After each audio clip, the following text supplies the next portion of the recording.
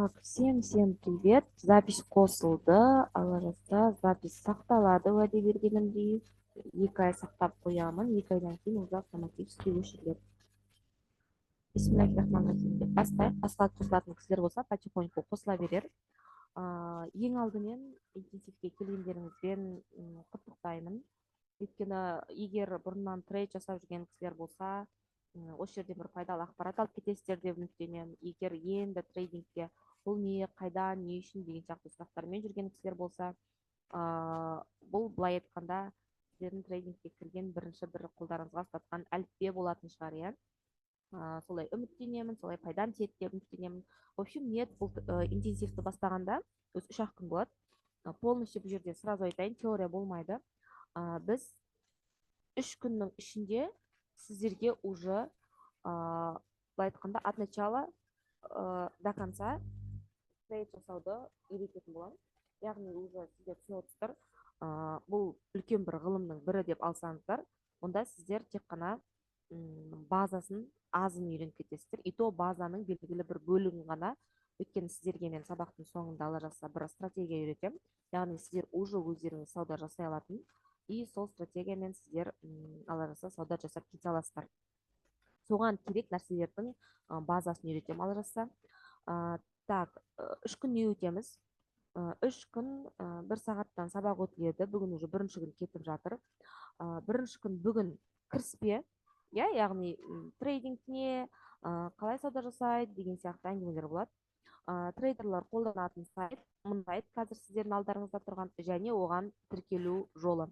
Егер вдруг үлгермей қалып жатырсақ, мен сіздерге видеолар жіберем, қалай тіркелу керек, несі интерфейсі қалай, барлығы көрсетілетін сайт жіберемін, видео жіберемін. Одан кейін трейдерлар қалай сауда жасайды, свеча дегенне оның түрлері, тренд және уровеньдар дегенне, бағаның қозғалысының түрлері, неге олай қозғалады деген сияқты сұрақтарға бүгін жауап береміз. Және әрине таймфреймге. Так, ең алдымен айтып кетейін, бағана айтып кеткендей, бұл сіздерге әліппе, яғни бастапқы трейдингке кіргендегі қолдарыңызға былай мектепке барғанда сіздерге мұғалім бірінші әліппенің әріптерін үйретеді. Дәл солай сияқты бұл сіздерге былай әліппе деп елестетіңіздер. Тағы да айта, бұл үлкен бір сала. Бұл жерде қазір мен сіздерге мифтарды айтамын, яғни сіздердің кейін, если мысалы трейдингке кірсеңіздер, сауда жасауларыңызға, әрі қарай алып кетулеріңізге мешать ететін, кедергі келтіретін мифтарды түсіндіріп өтемін. Кейін егер оқып жатсаңыздар, әрі қарай дамып жатсаңыздар, трейдингтағы бұл мифтар сіздердің психологияларыңызға тоже әсер етеді. Сондықтан оған отдельно тоқталып өтеміз. Так. Мифтар.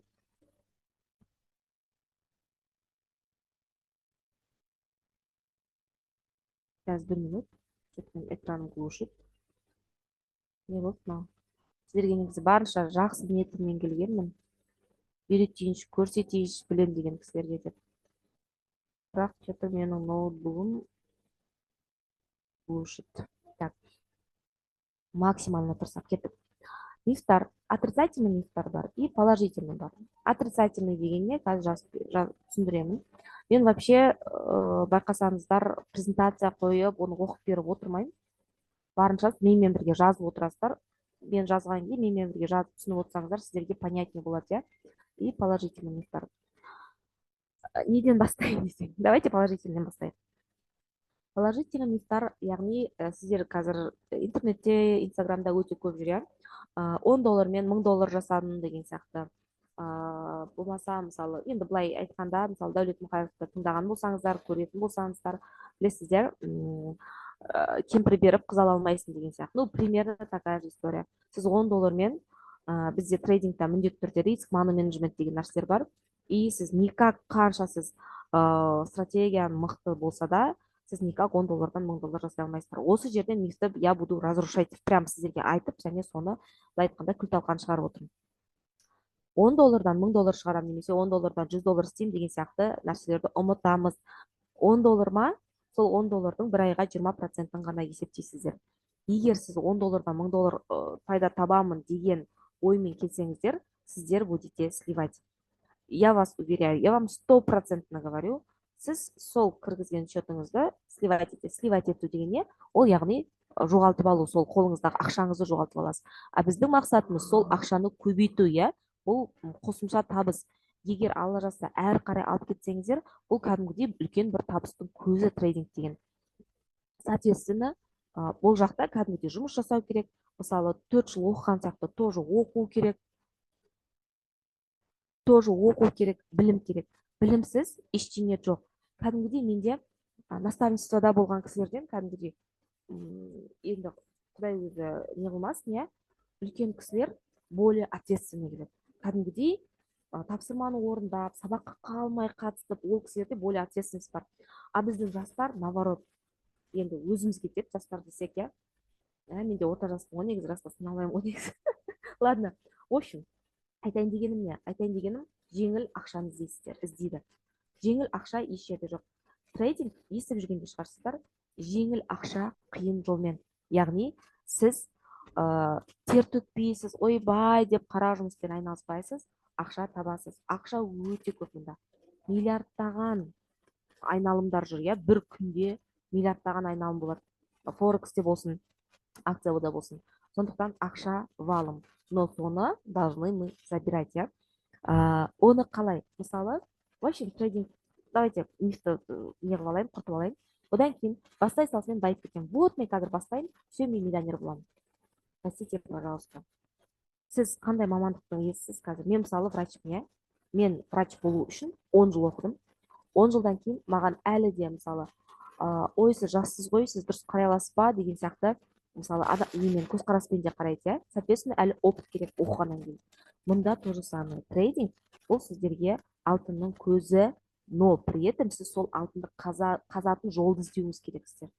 Соответственно, оны қазу үшін сіз бірінші білім аласыз, сосын барып қазасыз, иә. Дальше. Бастай салысымен кредитті жабамын.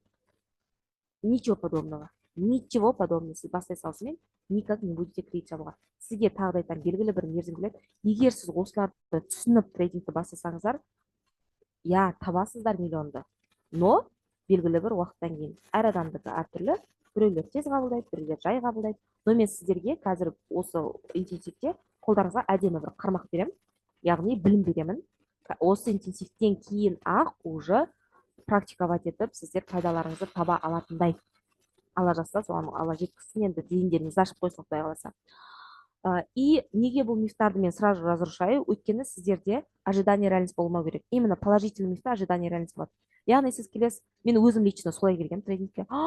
Қазір мен келем да байып кетем, вау, мына жақта ақша көп, вообще все классно будет деп. Ничего подобного. Мен 1 жыл сливать еткем. 1 жыл прям подряд сливать еттім. Яғни счетқа ақша толықтырамын, сауда жасаймын, банкрот, иә, мысалы бизнестің тілімен айтқанда банкрот. Ақша салам, банкрот. И әрі қарай мысалы ізденудің арқасында, практика талмай практиканың арқасында, иә, әрі қарай көтерілдік. И менде бұл жерде сол 1 жыл жүруіме кедергі болған, ол менде на положительный миф. Яғни мен сондай вау эффектпен келдім и сөніп қалдым, иә, былай айтқан кезде. Соответственно, мен анау жоғалтқан ақшамды бұл адамның психологиясы негізінде. Жоғалтқан ақшаны қайтару үшін еще больше минусқа кіре береміз. Сондықтан сразу сабақ басталмай жатып, мына кісі негатив айтып кетті демеңіздер. Өйткені мына нәрсені біз жоймайынша положительный мифті, иә, сіздер ертең будете сливать. Сіздер қаншақты көп будете сливать, соншақты сіздер отрицательный неде көп қалып қоясыздар. Еще дольше будете сливать. Сондықтан кейде енді орысша айтам, менің барынша ниетім сіздерге түсіндіру. Адан кейін кеттік. Отрицательный мифтар, яғни біреулер ойлайды, трейдинг бастау үшін менде математический склад ума керек деген сияқты, иә. Мысалы, менде мысалы кейде трейдинг бастағанда күйеуім айтатын, ой, сен математиканы шаришь же, ты же математиксің ғой, негізінде сен алып кетесің деп. Ничего подобного. Даже гуманитарный склад ума, даже сіз, мысалы, я вообще ортаңғы білім болса да, сізде главный эмоцияңыз мықты болса, прям эмоция, психология өте мықты бұл жерде, сіздер алып кетесіздер. Сондықтан отрицательный миф, какой-то бір склад ума керек, экономист болуым керек деген сияқты нәрселер керек емес. Кәдімгідей өзінің трейдингке байланысты білім алсаңыздар былай жеткілікті. Әрі қарай өздеріңіздің психологияларыңызбен жұмыс. Кеттік. Мифті түсіндіріп болған болсам, сіздерге не айтайын дедім. Вақтыдан бастаймыз. Трейдинг деген не? Трейдинг деген бағана айтып кеттім уже, оңай ақша қиын жолмен.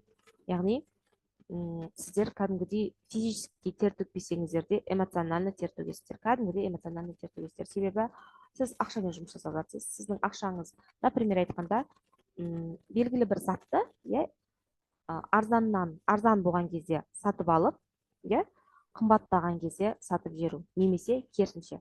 Трейдингтің бір жақсы жері сол инвестициядан айырмашылығы. Сіздер жаңағы тек қана арзан болғанда сатып алып, қымбаттағанда сату ғана емес, наоборот, еще қымбат болған кезде сатып, арзан болғанда сатып алып та, яғни баға арзандап жатқанда да пайда таба аласыздар. Трейдингтің өте жақсы қасиеті сонда. Так, трейдингте соответственно бірнеше инструменттермен сауда жасаймыз. Яғни рыноктардың түрлері бар, рыноктардың жұмыс уақыты бар. Қазір түсіндіремін. Бірінші рыноктың түрлері ол акция. Яғни үш рынокты жазам қазір. Мына жерге R деп қоям, рынок, ол бірінші акция. Акция дегенде, бұнда сіздер кәдімгі естіп жүрген компанияларыңыздың құнды қағаздары.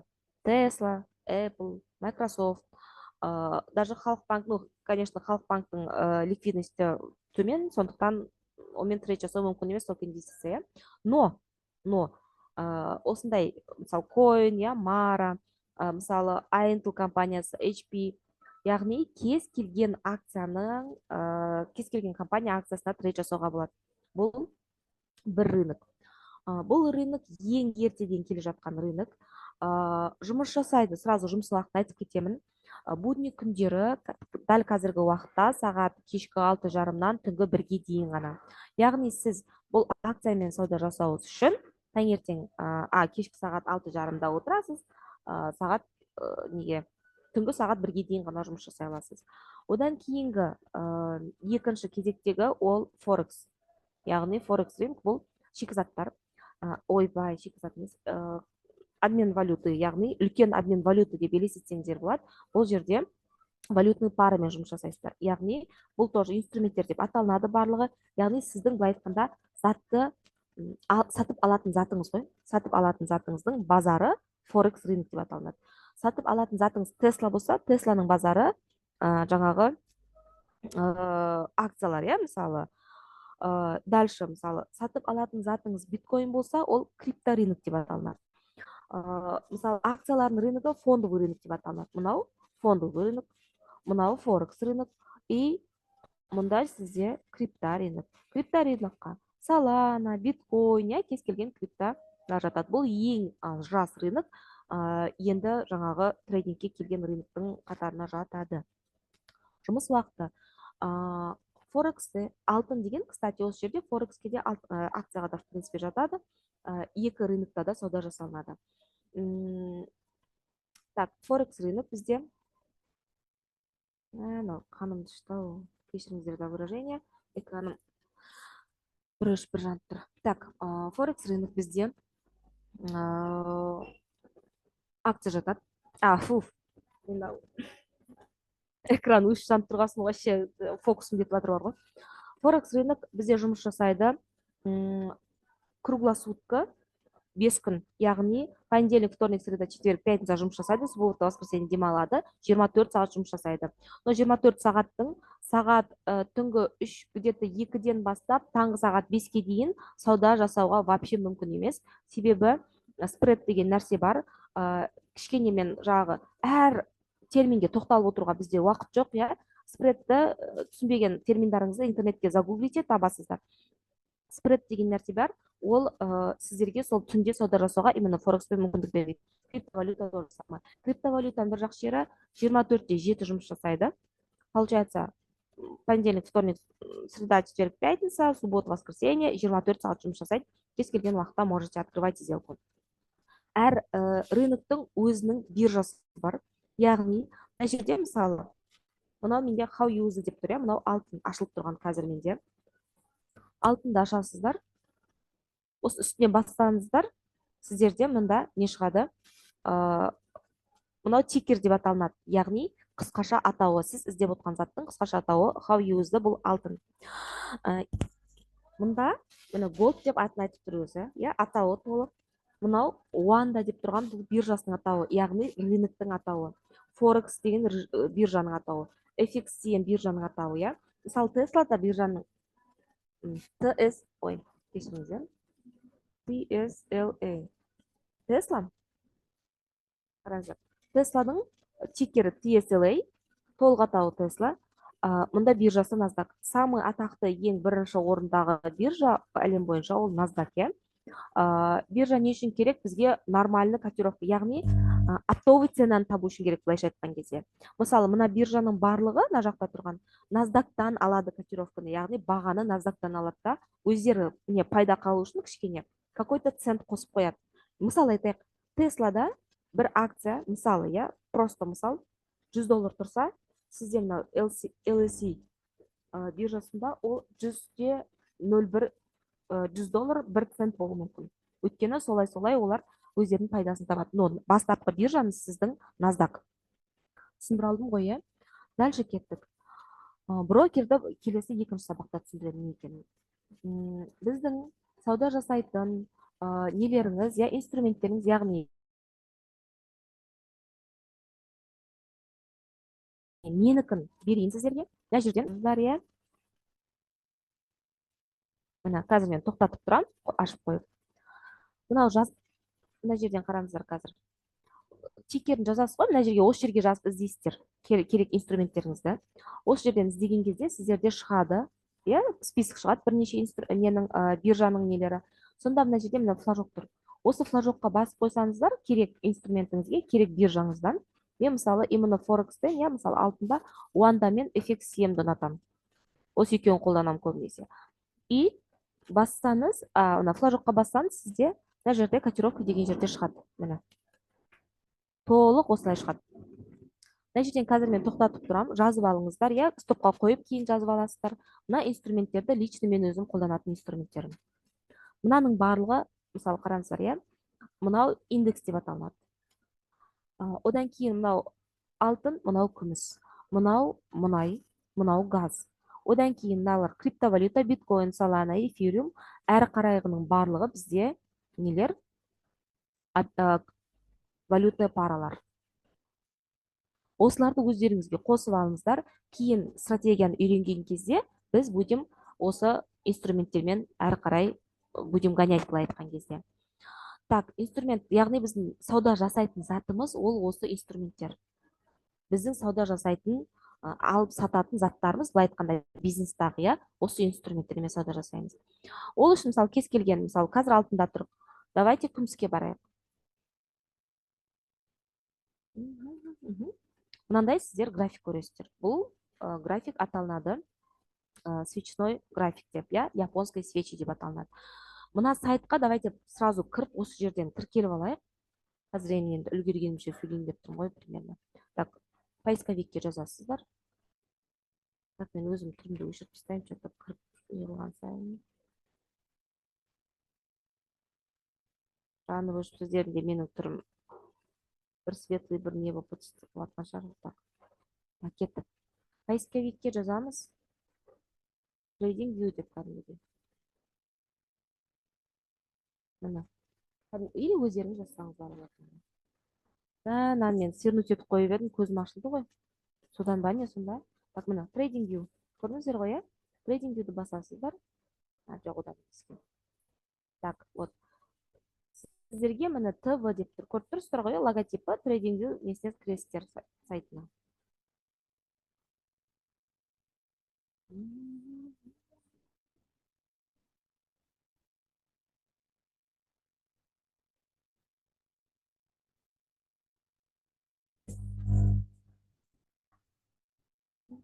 Мынандай телевизия ашылады. Қазір көрсетіп алсын.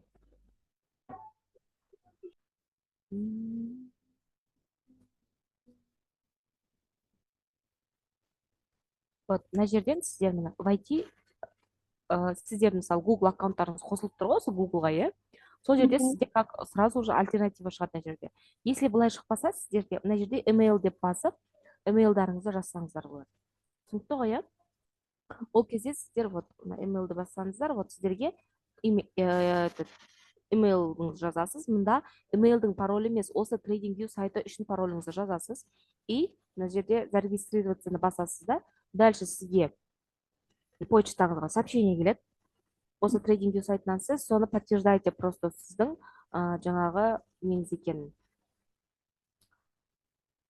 Сіздің почтаңыз сол екенін подтверждаете, и сізге сразу автоматически уже мына жаққа войти деген кезде жаңағы емейліңіз бен пароліңізді жазып кіре бересіз. Одан кейін әрі қарай уже әрді кірген сайын бүйтіп емейл мен пароль жазудың уже қажеті жоқ. Сіздерде сразу вот, например, мына адамның суреті тұр, иә? Осында бассаңыз.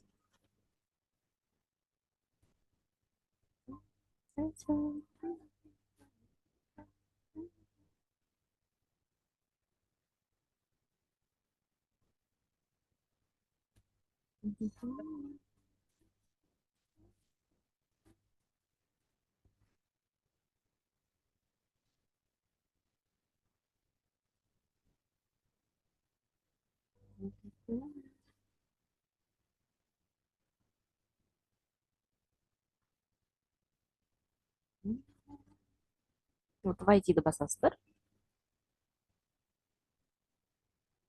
Әрі қарай мысалы бір ноутпен кірсеңіздер, сіздерде уже автоматически сразу аккаунттарыңызға кіріп тұрады. Вот. Мына жерде міне өздеріңіздің керек нелеріңіз, аккаунттарыңызды таңдайсыздар, который тіркелген именно почтаны.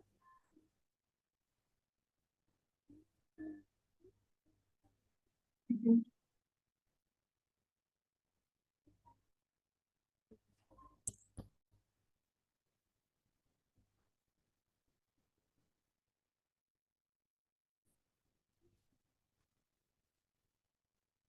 Боже мой.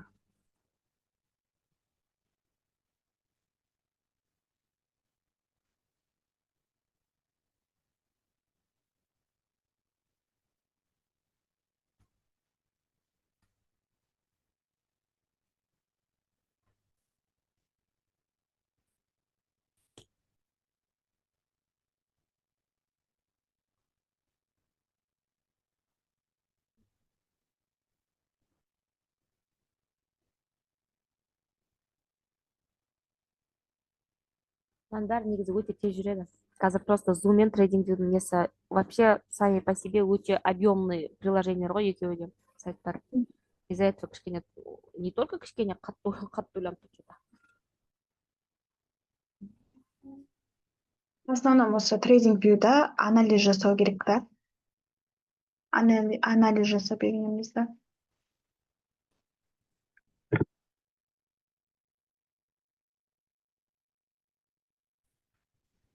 Анализ жасап, анализ жасауға дейінгі нәрселерге үйретуің керек бірінші.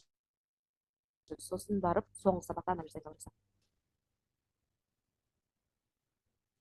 Оған дейін сіздер қанша нәрсе білу керексіздер просто.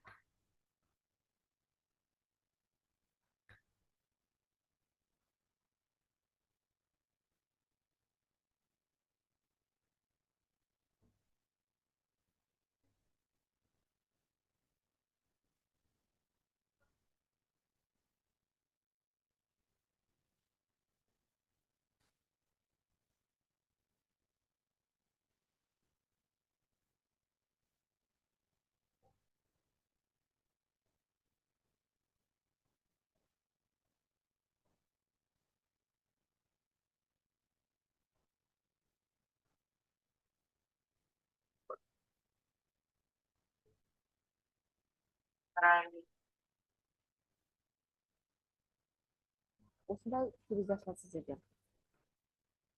Осы терезе ашылғаннан кейін мына открыть суперграфик, ой, Мгм. открыть суперграфик деп тұрады. Открыть суперграфик деген біздің нағыз жұмыс жасайтын тереземіз. Бұл TradingView сайты дәл қазіргі моментте әлем бойынша номер 1 сайт. именно трейдерлар қолданады, не только трейдерлар, даже инвесторлар қолданатын. Осы сайттан котировкаларды даже российский инвесторлар алады. Например, российский инвестор, если білетін болсаңыздар, Ольга Гагаладзе деген инвестор бар. Ол кісі өзінің сайтын құрған именно россиялықтар үшін, именно нелер үшін, я россиялықтар үшін. Соответственно, ол кісіде полный осы графиктің барлығы осы трейдинг сайтынан алынады. Бұл жерде өте мүмкіндік өте көп. Басқа да трейдерлар, как Инстаграм сияқты тоже басқа да трейдерларды оқи аласыз. Өзіңізде мына жерде опубликовать деген кнопка тұр. Публикациялар, яғни өзіңіздің кейін ала жазса мықты трейдер болғаннан кейін, өзіңіздің идеяларыңызды осы публикация жасасаңыз болады, как Инстаграмдағыдай, и басқа да трейдерлар сізді оқитындай. Ал оған дейін сіз басқа трейдерларды да оқысаңыз болады осында. Суперграфик ашылғаннан кейін мына жерде мынау сразу таныстырып өтемін қазір. Мынау жерде сіздің аккаунтыңыздың логотипі.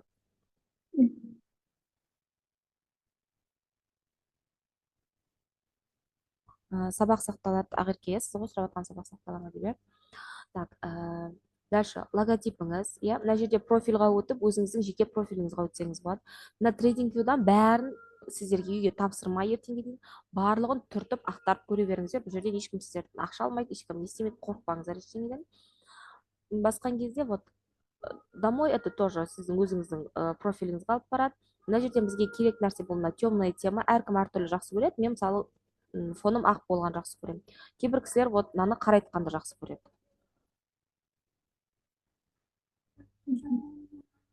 Вот. Көрдіңіздер ғой, иә?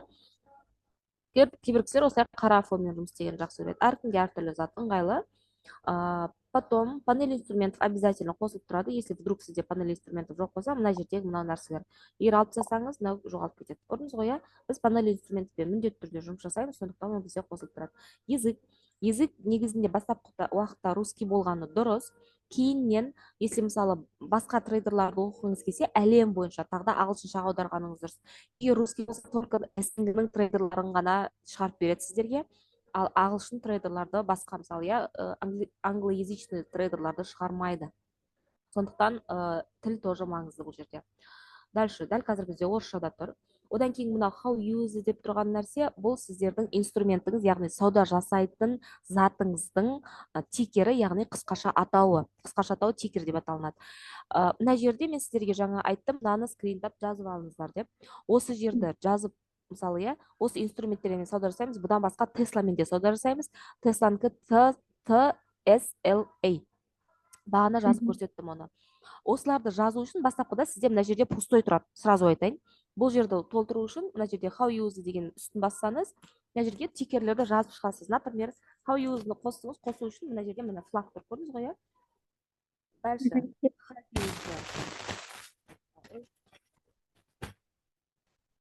Осылай ручкой қосып бастырыңыз. Бұл күміс. Силвер, мына осының жанына желательно тағы да айтамын, FXCM-дікі немесе Уанданікі. Желательно осы екеуінің біреуін қолданғандарыңыз.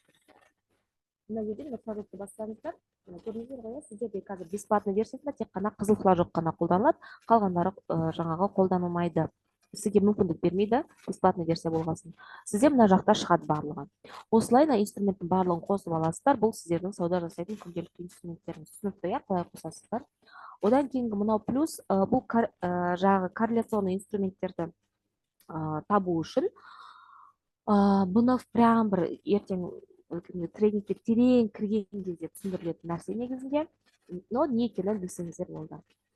Одан кейін мынаның барлығы таймфрейм деп аталынады, яғни бір свечаның, мына жерде мынау свечной график бізде, бір свечаның пайда болатын уақыттары осы таймфрейм деп аталынады. Яғни 1 минуттық таймфреймде сіздерде бір свеча 1 минутта пайда болады деген сөз. Сразу осы жерде айтып кетейін. Қараңыздар. Мынау жасыл свеча қазір 1 минутта ішінде пайда болып қалыптасып бітеді. 1 минуттан кейін келесі свеча басталады. Қараңыздар. Мына жерде таймер тұр мына. 00:42, 00:41, 40, яғни 39 секундтан кейін мына свеча пайда болып бітіп, келесі свеча басталады. Мына әрбір свеча сіздерде 1 минутта пайда болған свечалар. 31, 30, көріп тұрсыздар. Бізге мынау негізінде ең оптимальный уақыттар, таймфреймдар, осы таймфреймдар. Тоже өздеріңізге мына жерде стрелканы бассаңыздар, мына жерден звездочканы басып, избранныйға қойсаңыздар, сізде мына жерде общий шығып тұрады именно керектер. 1 минуттық, 3 минут, 5, 10, 15, 30 минут, 1 сағат, 4 сағаттық, 1 күндік, неделька и месячный таймфреймдер бізге маңызды. Қараңыздар енді. 6 секунд, 4 секунд, 3, 2, 1. Все, мына свеча қалыптасып бітті, келесі свеча басталып жатыр. Көріп тұрсыздар ғой, иә? Все. Әр таймфреймде 3 минуттықта мына бір свечаның пайда болуына 3 минут уақыт кетеді. Таймерді қараңыз, мына свечаның пайда болып толық қалыптасып бітуіне 1 минут 46 секунд. 5 минуттықта, соответственно, уже түсіндіңіздер, бір свеча 5 минутта қалыптасады. Міне. 1 минут 38-37 секунд қалды. 10 минуттықта, 10 минуттық бұл сіздерде қазір керек емес. Бұл платный версияда ғана қосылатын таймфрейм. 15 минуттық, иә? 15 минуттық тоже. 10 минуттық ертеместерге үйрететін стратегияда да керек емес негізінде.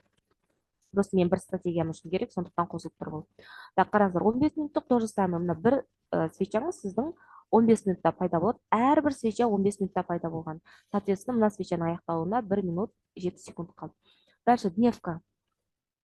То же самое. Мына сіздің бір свечаңыздың аяқталуына, толық қалыптасуына 1 күн кетеді. Мына свечаның қалыптасып бітуіне, мына қызыл свечаның 5 сағат 54 секунд қалған. Түсінікті ғой, иә? Одан кейін мына жерде бізде графиктің түрлері, мына стрелканы бассаңыздар, неше түрлі бұрынғы адамдар линейный график қолданған. Көрдіңіздер ғой міне? Кәдімгідей линия, иә? Одан кейін бары қолданылған. Міне. Біз ең бақытты поколениямыз негізінде трейдерлардың, бізде японский свеча бар. Японский свеча, сразу осы жерде свечаның құрылымын айтып кетейін, бізде 4 түрлі ақпарат береді. Мысалы, линейный ешқандай ақпарат бермейді, только бағаның дәл қазір құлап немесе құлдырап жағы өсіп жатқанын ғана білеміз. Бары да жағы көзбен көріп сразу түсіну қиын, японский свечада оңай. Свечаның қалыптасуын түсіндіремін. Мысалы айтайық,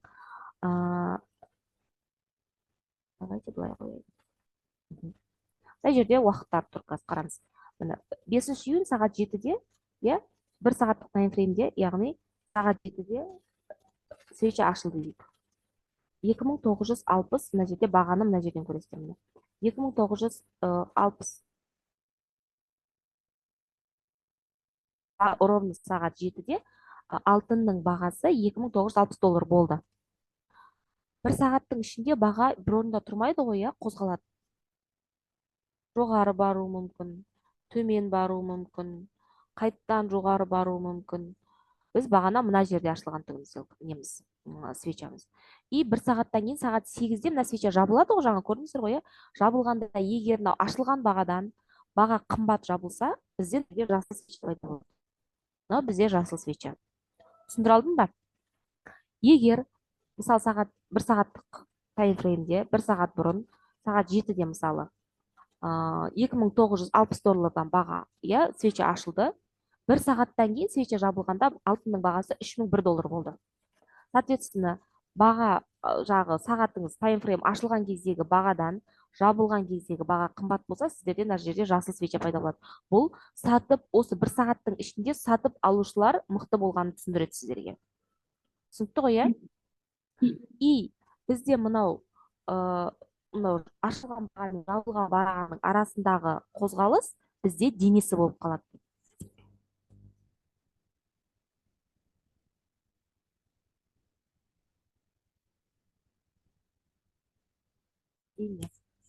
Ал несі, мынау барып келген жолы, мынау осы 1 сағаттың ішінде мына қозғалысты берген барып келген жолы бізде фитиль деп аталынады. Фитиль.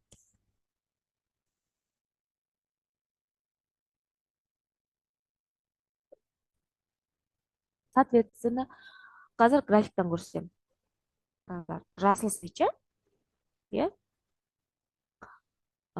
сағат қараңыз, сағат 2-де мына жерден 3003 мына жерге қараймыз, бағаны айтып жатқанда $3375.64 болғанда сағат 2-де ашылған. Сағат 3-те сағат 3 болған кезде алтынның бағасы $3389.203 болған. Соответственно, біздің 2-де болған бағадан сағат 3-тегі бағамыз қымбат болғандықтан мына жерде жасыл свеча пайда болды. Ол сол 1 сағаттың ішінде баға мына фитиль міне жіп сияқты тұр міне. көрдіңіздер ғой, иә? Осы жіп сияқты жолы, мынау көлеңкесі барып келген жолы осындай жіп сияқты фитиль болып көрінеді. Бұл бізге не береді? Бұл бізге осы бір сағаттың ішінде баға максимум қай жерге дейін барды, қандай бағаға дейін барды, міне $3,391 775 центке дейін барды деген сөз. Немесе минимум қай бағаға дейін барды, $3,374 180 центке дейін барды деген мағынаны білдіреді. Сондай ақпарат береді. Соответственно, біз сонда 4 ақпарат аламыз бір свечадан. Баға бір сағат бұрын қандай еді, иә, қандай болып ашылды, яғни базар ашылғанда мысалы алтынның бағасы қанша еді, базар жабылғанда алтынның бағасы қанша болды деген сияқты ғой. Міне бір сағат бұрын бағамыз біздің $3,367 716 цент еді. Бір сағаттан кейін уже бір сағаттың ішінде баға төмендеді, иә. Сондықтан қызыл свеча пайда болды, міне $3,345 $197 болып, $3,345 197 цент болып қалды. Сондықтан баға мысалы пайда бір сағат бұрын сағат 8-де болған бағадан сағат 9-да болған бағамыз біздің арзан болғандықтан бізде қызыл свеча пайда болды. Бұл қызыл свеча бізде сатушылардың көбейгені туралы білдіреді. Түсінікті, иә, сатушылар мықты екенін білдіреді. Осы бір сағаттың ішінде бізде сатушылар мықты болғанын білдіреді. Мына бір сағатта да сатушылар мықты болған, сағат 7-де, сағат 6-да да сатушылар мықты болған. Сағат 2-де, уақытты мына жерге қарап айтып жатырмын. Сағат 2-де сатып алушылар мықты болған. Түсінікті ғой, иә? Получается, бізге 4 түрлі ақпарат береді. Баға қандай бағада ашылды, алтын қандай бағада жабылды, максимум қай бағаға дейін барды, минимум қай бағаға дейін барды, соны береді. Сондай ақпарат береді бізге. Бұл ертең сіздерге бұл азы ғой, ең басы, чтобы анализ жасаған кезде сіздер автоматически түсініп отыруларыңыз керек. Сол жағдайға жетесіздер де. Мынау бізде полный қызыл болып тұрған тіктөрт бұрыш денесі деп аталынады. Мынау дене.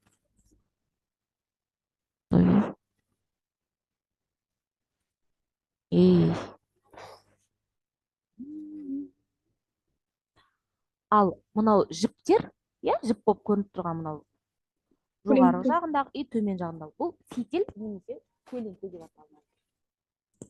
Фитиль немесе көлеңке. Мынау да фитиль.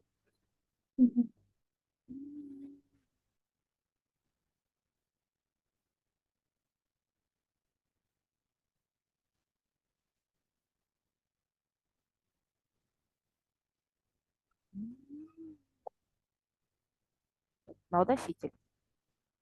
Түсінікті, иә? Мына жасыл свечада то же самое. Кәдімгідей бірдей. Қараңыздар енді, мынау қазір сағат 9-да ровно бізде баға $3,344 733 цент болған. Қазір 54 минут 14 секунд бар. Мынау жасыл болып кетуі мүмкін.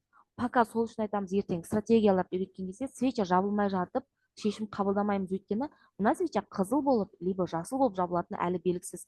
Бұны білу үшін мына 54 минут біз күтуіміз керек. Мына свечаның именно қандай болатынын білу үшін. Түсінікті, иә? Өйткені мына жолдың жүріп келген жолының бәрі өтіп, қайттан ол баға қымбаттап барып, мына жақта да жабылуы мүмкін. Сондықтан ондай нәрселерді күтеміз. Анализді біз үлкен таймфреймдармен жасаймыз, кіші таймфреймдармен кіру точкасын күтеміз. Яғни біз сделканы ашамыз кіші таймфреймдармен. Бұны ертең стиль торговлиді айтқан кезде түсіндіремін. Так, свеча түсінікті ма? Иә, түсінікті. Хорошо. Дальше кеттік. Мен мына жерден сразу түсіндіріп кеттім, трейдингді ары қарай түсіндірейін. Дальше мынау бізде индикаторлар. Ертең мен сіздерге үйрететін стратегияда бізге бір ғана индикатор керек, ол индикаторды сол стратегияда түсіндіремін. Қандай индикатор екенін көрсетемін. Но басқа да индикаторларды, если хотите тестировать, мына жерде индикаторлар тұрады. Үстін бассаңыз сізге іздегіңіз келсе, прям атымен іздегіңіз келсе, мына жерде мына поиск деген жерге индикаторын аты жазсаңыз, мына жерге сізге шығарып береді индикаторды. Керек индикаторыңызды мына жерге жұлдызшаны бассаңыз, сізде мынау стрелканы басқан кезде мына жерде шығып тұратын болады бәрі. Түсінікті, иә? Дальше оповещение қою. Мынау жаңағы сағат, бұл оповещение қою. Осы сағатты бассаңыздар да болады, мына сағатты бассаңыздар да болады. Либо керек жер, вообще мен люблю, керек жеріңізге келіп, мысалы будильник қой, айтасыз сіз сайтқа $3,344 448 центке барғанда маған ескерт деп айтасыз. Мысалы сіздің стратегияңыз бойынша сіз сол бағаға барғанда хотите long брать, немесе сатқыңыз келіп тұр, немесе сатып алғыңыз келіп тұр, и сонда сіз айтасыз, добавить оповещение деп тұрады. Тем, что хорошо, оң жағын басып істеу, не мына жерде сіздің керек суммаңыз сразу жазылып тұрады. Міне көрдіңіз ба, мына керек суммаңыз сразу жазылып тұрады. И мына жерге ары қарай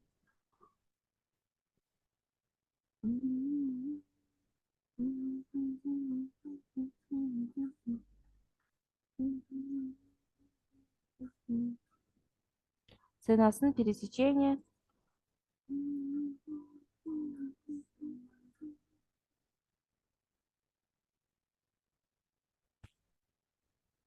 и сообщение, яғни өзіңізге не айтқыңыз келіп тұр, қандай стратегиямен кіргіңіз келіп тұр. Например, мысалы, не знаю, енді паттерн дейік, иә, например, W паттерні немесе флаг дейікші, ал флаг паттернімен сіз сделкаңызға кіргіңіз келіп тұр.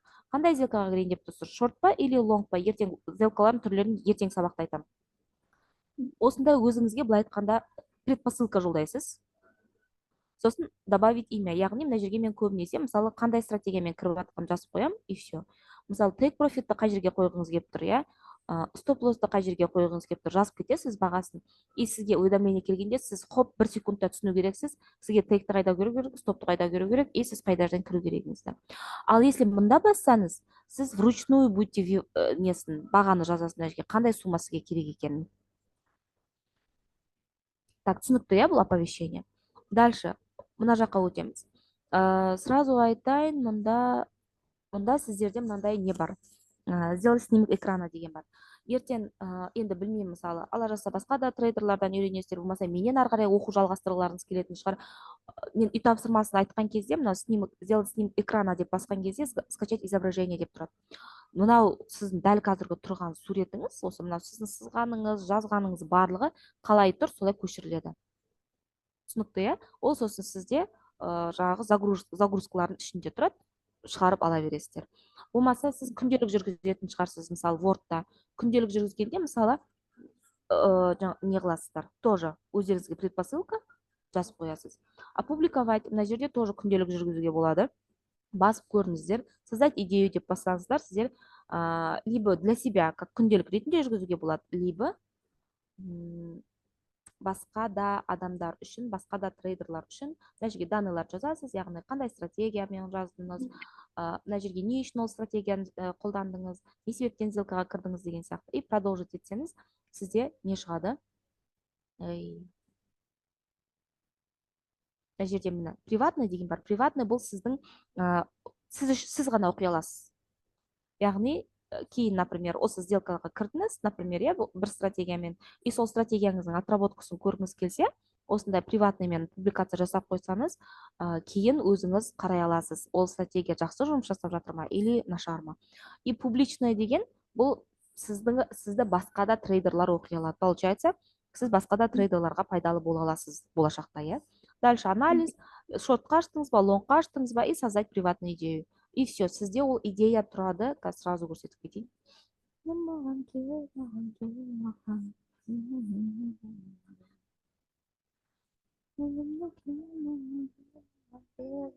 Ой, қазақтың баласы.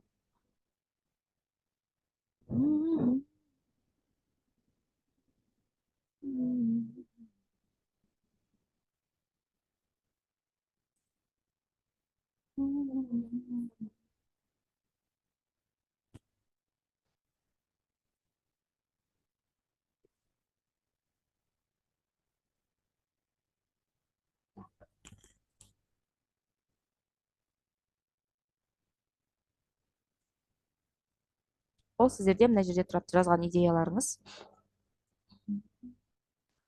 Мына терезеден шығып кетуге қорқып қалдым ғой мен че-то.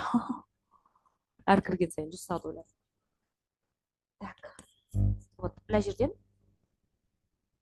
аккаунтыңызды ұсын бассаңыз, жаңа домой деп тұрды ғой, сол домойды бассаңыз, сізде сразу сіздің аккаунтыңыздың несіне алып барады. Кәдімгі инстаграмда профиліңіз бар ғой, өзіңіздің лентаңыз, дәл сол сияқты лентаңызға алып барады. Ол жерде сіздің жасаған жаңа публикацияларыңыздың бәрі толып тұрады. И сіз оттуда вы можете увидеть, сіздің стратегияңыз орындалды ма, шынымен де, или орындалған жоқ па. Бұл анализ үшін, қыздар, жігіттер, өте күшті нәрсе негізінде. Өте көп адам білмейді бұны. Менің өзім 3-ші рет оқуымда ғана бір кісі айтып берген маған бұны. Сондықтан сіздерге типтен беріп отырмын деп па. Дальше кеттік. Мына жерде сіздерде жаңағы флаг пен белгілеп қойған котировкаларымыз тұрады, яғни инструменттеріміз тұрады. Осы инструменттермен біз кейін жұмыс жасаймыз. Дальше мына жаңағы оповещениені айттым, мына екеуі сіздерге керек емес. Сіздерге керек бұл жерде мынау сообщество. Бағана айттым, сіздер басқа да трейдерларды оқи аласыздар деп. Вот осы жерден міне популярный, выбор редакция, өзіңіз білесіз қай жақтан.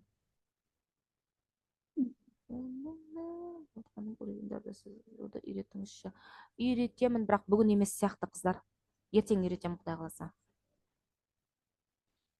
Так, өйткені бүгін что-то мен не қылып жатырмын, кішкене уақытқа сыймай жатқан сияқтымын. Так, дальше қараңыздар.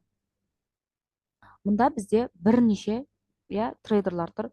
Ішіне кіріңіздер, оқыңыздар. Мына жерде өзінің ойын жазып қойған. Бағана айттым сіздерге, если сіздерде мына жерде русский язык тұрса, сіздерге мына жерде СНГ-ның трейдерларын шығарып береді, яғни русскоязычный трейдерларды шығарып береді. Мұнда не көресіздер? Міне идея, бұл обучение емес, идея, қай акцияға тотал, падение, яғни шартовый сделка, мына жерде ойы не болуы мүмкін туралы, автордың аты, және де 107 адам бұны жаңағы өзіне сақтап алған. 8 адам комментарий жазған. Әр қарай, если қызықтырса осы акция, осы инструмент қызықтырса, кіріп әр қарай оқысаңыз болады. Немесе осы автор қызықтырса, осы автордың өзіне кіріп оқысаңыздар болады. Кстати, міне подписаться бар айтпақшы. Қайда жаңа шықты ғой.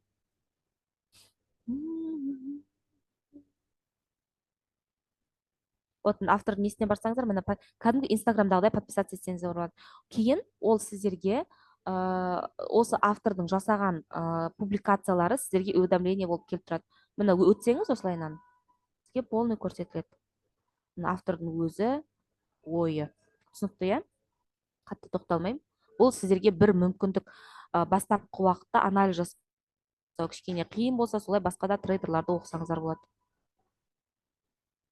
Так, кеттік. Так, бұны түсіндірдім, мынаны түсіндірдім, кеттік. Мына жаққа өтеміз енді. Мұнда бізде панель инструментов. Панель инструментов бұл біздің анализ жасап жатқанда ойымызды жазып, нақтылап кету үшін керек. Мұнда сіздерге быстрая панель тұр, мына менде. Осы быстрая панельге ең маңызды инструменттерді ғана мен тіркеп алғанмын. И вам советую также. Линия тренда, мысалы мұнда басып көріңіздер, айтып тұрмын ғой, қорықпаңыздар ештеңеден. Міне стрелканы бассаңыз бірнеше нәрсе шығарып береді. Линия тренда, луч, линия данных. Для меня важна линия тренда, горизонтальная линия, параллельный канал. Болды, басқа ешқайсысы маңызды емес. Дальше Фибоначчи, мен коррекция Фибоначчиді қолданамын кейбір нелер үшін, стратегиялар үшін, сондықтан ол маған маңызды. Дальше мына жақтан маған ештеңе маңызды емес. Одан кейін мына длинная короткая позиция, мынау быстрая панельге қойып алу үшін мына жерде жұлдызша бассаңыздар, сіздерде быстрая панельге шығады. Мына жерге қарай. Қараңыз қазір. Длинная позиция мынау тұр ғой. Қазір мен жұлдызшаны алып тастасам, мына жерден өшіп кетеді міне. Көрдіңіздер, қайттан басам, қайттан пайда болады. И маған бұл мына жерде керек. Все. Так, дальше кисттан. Мысалы, кист негізінде анализ жасау үшін қатты керек емес, просто мен басқа да трейдерларды оқытатын болғандықтан маған маңызды, сондықтан маған ол керек. Стрелка анализ жасау үшін керек, прямоугольник керек, траектория керек и ломаная линия. В принципе, ломаная линия мен қатты қолданбаймын, но вдруг сіздерге керек болады. Треугольник бар, дуга бар, бәрін қолданып көре беріңіздер, чтобы қай нәрсе сізге удобно жұмыс жасауға. Мұнда потом текст жазсаңыз и сноска, текст пен сноскамен өздеріңіздің идеяларыңызды жазып кетесіздер. Дальше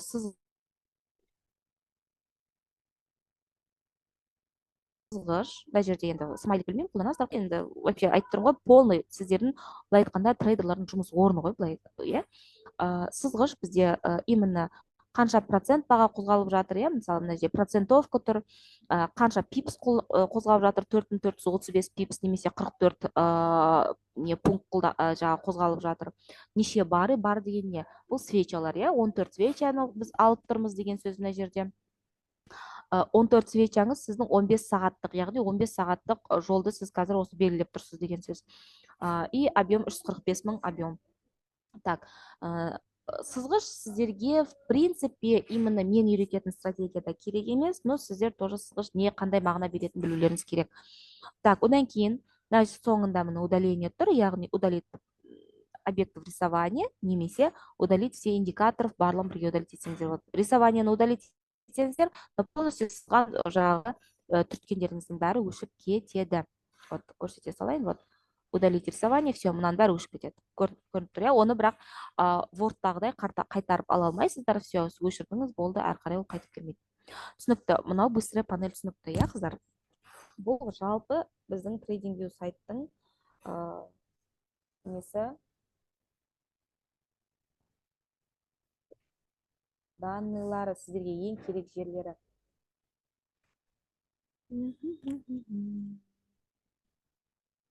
Так, свечаның түрлерін айтып кетейін, айтпақшы, құрылымын айтып, түрін айтпаппын. Мынау қызыл свеча сатушылардың свечасы, немесе бычий свеча деп аталады. Бык всегда баға құлап жатса, бык деген сөз жаттап баға құлап жатса, бычий деп айтылады всегда. Баға өсіп жатса, қымбаттап жатса, медведь деп аталады. Ойбай, наоборот, кешіріңіздер, наоборот.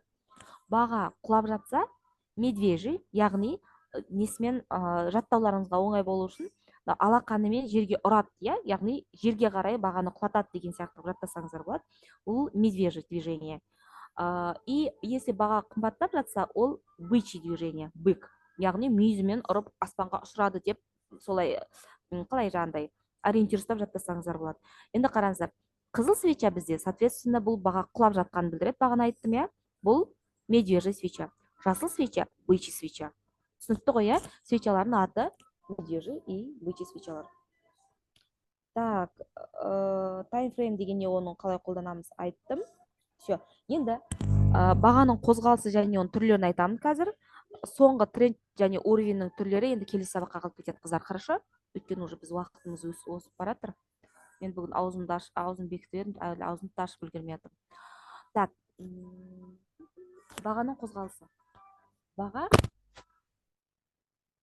әр түрлі мақсатта қозғалады.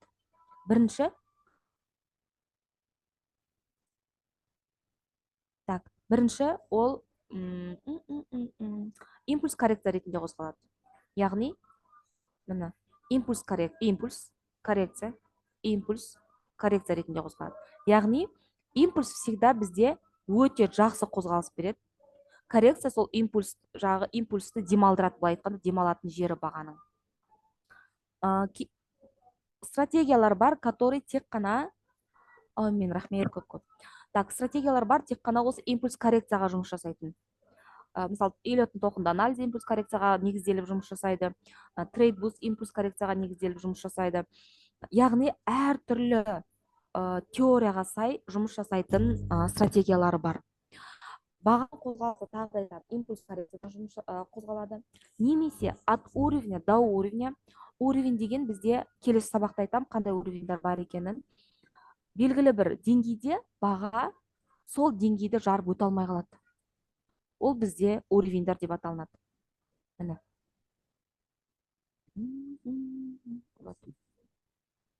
Яғни, осы уровеньге барғанда, осы деңгейге барған кезде баға біраз ойланып қалуы мүмкін. Немесе ол жерді жарып өте алмай қалуы мүмкін. Мысалы, мына жерді қазір көрсете салайын, дәл алдымда тұрған. Вот. Мына уровеньге келген кезде баға, міне,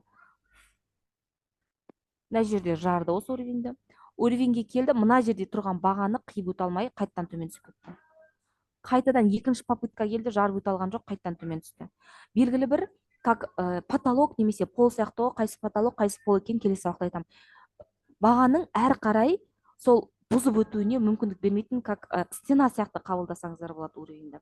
Түсінікті, иә? Получается, баға сол уровеньді қию үшін жұмыс жасайды кейде. Біз сол нәрселерді стратегияларда қолданамыз. Именно осы уровеньді мен сіздерге стратегияда ертең керек болады, и ертең ол сабақты біз өтеміз именно уровеньдардың түрлерін. Дальше. И баға трендовый қозғалады. Яғни, бізге екі түрлі, жоқ, қалай айтсам екен, баға бір бағытта қозғалады, немесе бағытталған қозғалыс бар.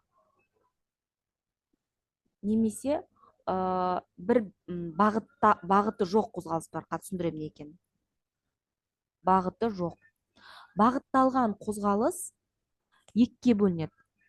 Восходящий немесе нисходящий. Немесе оны медвежий тренд, немесе бычий тренд деп айтайды. Немесе мен сіздерге бүкіл синонимдарын айтып жатырмын, өйткені мысалы адам сөйлеп жатқан кезде сіздерде понимание болу керек, не туралы сөйлесіп жатқан туралы. Бычий тренд деген бар, немесе медвежий тренд деген бар. Бычий тренд деген бағана сіздерге уже айтып қойдым. Бык дедім ба, уже сіз түсініп аласыз, баға өсіп жатқанын, иә, бағаның жоғары көтеріліп жатқаны туралы түсіндік. Бычий неңіз, трендіңіз немесе ап тренд деп аталынады, немесе восходящий тренд. Медвежий тренд, иә, ол даун тренд деп аталынады. Даун тренд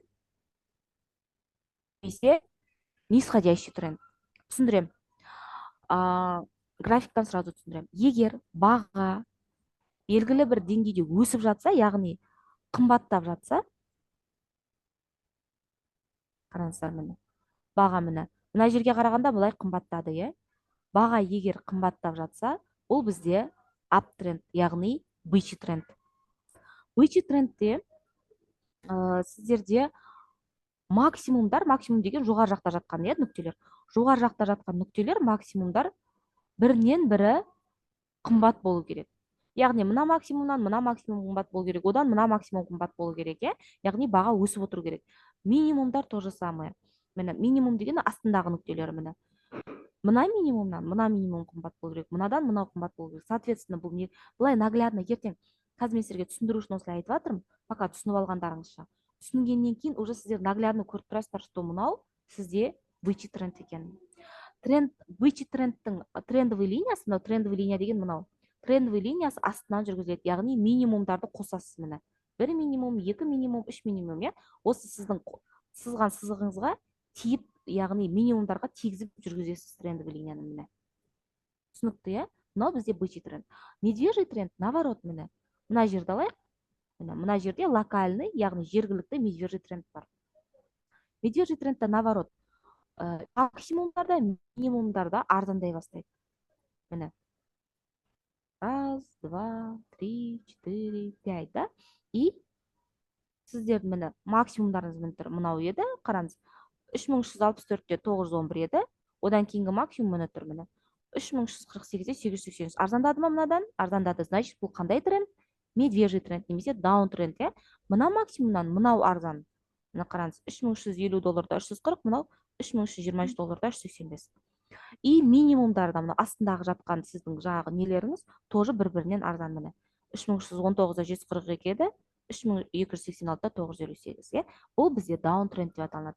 Даун тренд немесе медвежий трендтің трендовый линиясы жоғары жақтан жүргізіледі. Жоғары жақтан максимумдардың нүктелерін қосып шығасыздар. Помните, екі нүкте кесіндіні сызу үшін екі нүктенің арасын қосу керек еді, иә? Баяғыда енді мектептің программасы, иә? Дәл солай. Мына жерде сіз мына кесіндіні сызып шығу үшін мынау максимумның нүктелерін қосып шығасыздар.